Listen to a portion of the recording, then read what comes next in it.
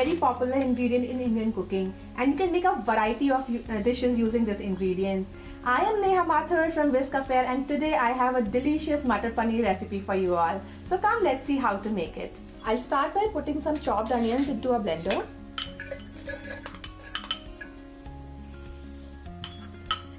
Adding some chopped tomatoes.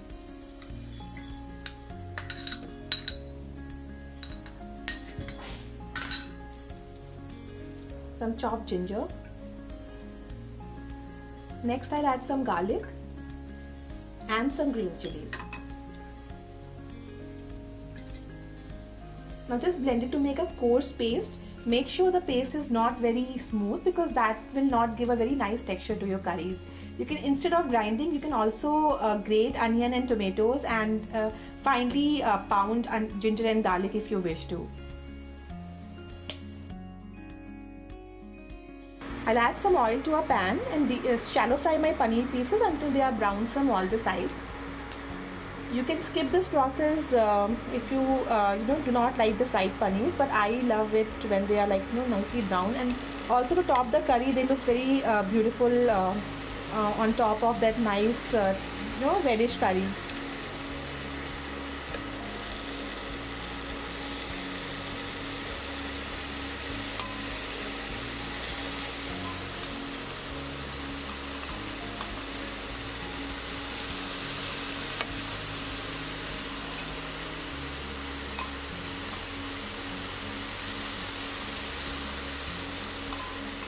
Do not overcrowd the paneer pieces, otherwise it will become difficult for them to brown because the steam will build up.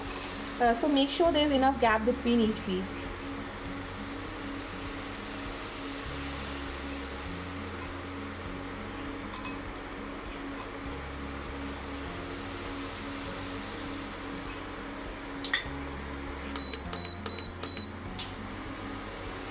You should also make sure the paneer pieces are nicely white before putting them into the pan.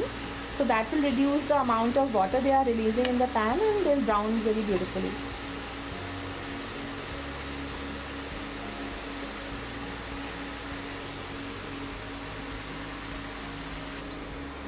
Just flip the paneer pieces so that they are nicely brown from all the sides. Make sure to not burn them. They should be very gently golden brown. And you do not need too much oil to brown these. Make sure you are using a non-stick pan, and that's good enough.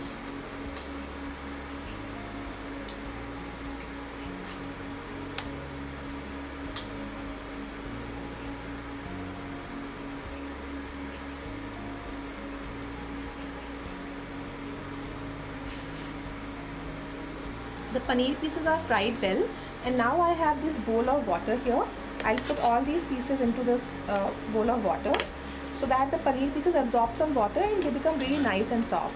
This is a very important tip that I have learned from my mom, and I always use it, and my paneer never turns elastic or rubbery or difficult to chew. Now let's make our masala for the Matar Paneer. To start with, I'll add some oil in a pan. Let the oil heat up nicely. The oil is very nicely hot now, and let's add a masala paste that we made before. Now we have to fry this masala paste until it becomes nice and really brown. We don't want any kind of raw smelling ginger, garlic or onion in this paste. It will take some time, but do not sprint on this step because this is what gives the taste to your Matar Paneer. And also make sure to not fry the masala on very high heat. It should be fried on medium to low heat so that all the masala gets really evenly browned and fried.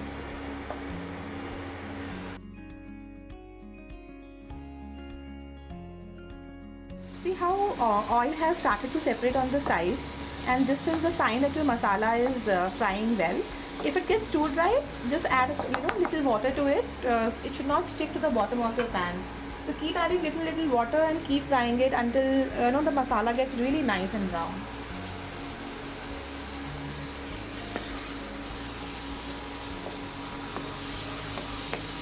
So whatever is sticking to the bottom, just scrape it using the spatula and keep mixing it in the remaining masala. The masala is done now, and now we'll add our dry spices to it.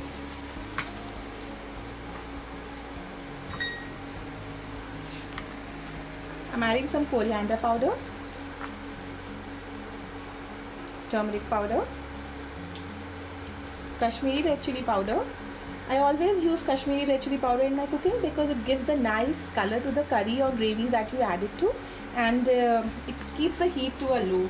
So it's kind of a win-win situation. You get a beautiful, lovely color in the curries. And I have some cumin powder here. It's roasted cumin powder and it is homemade. I have a recipe on the blog, so you can check it out. I'm also adding some homemade garam masala powder to it. Now give it a mix and fry it until oil starts to separate on the side. You can add a little water at this stage if the masala is too dry. You don't want to burn the masala.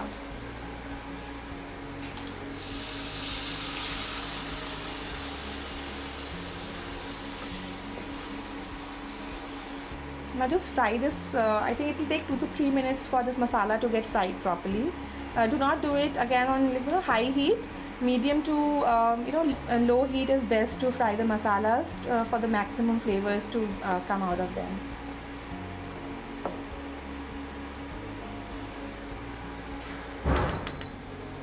See how the oil is oozing out from the sides of the masala, and this is when we will add our fried paneer.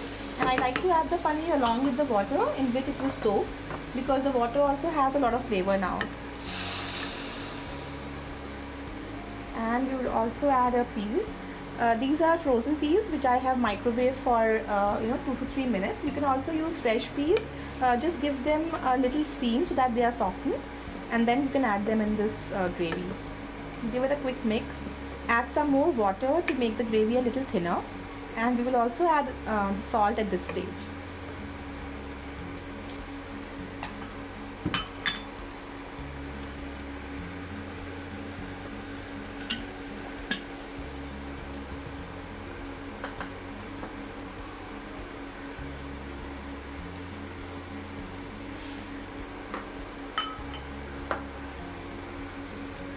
Now simmer the heat to a low, and then just cook this curry for 10 to 12 minutes on low heat, so that all the flavors from the curry is soaked inside the paneer, and you have a lovely curry ready.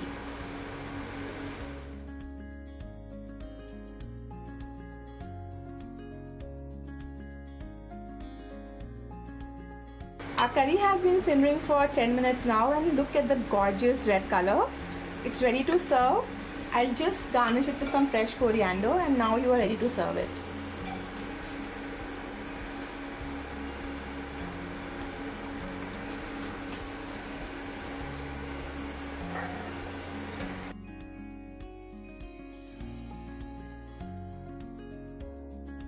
That Matar Paneer recipe was yum, right? For more such recipes, do not forget to like, share and subscribe to my YouTube channel. See you all very soon with a new recipe. Till then, bye-bye.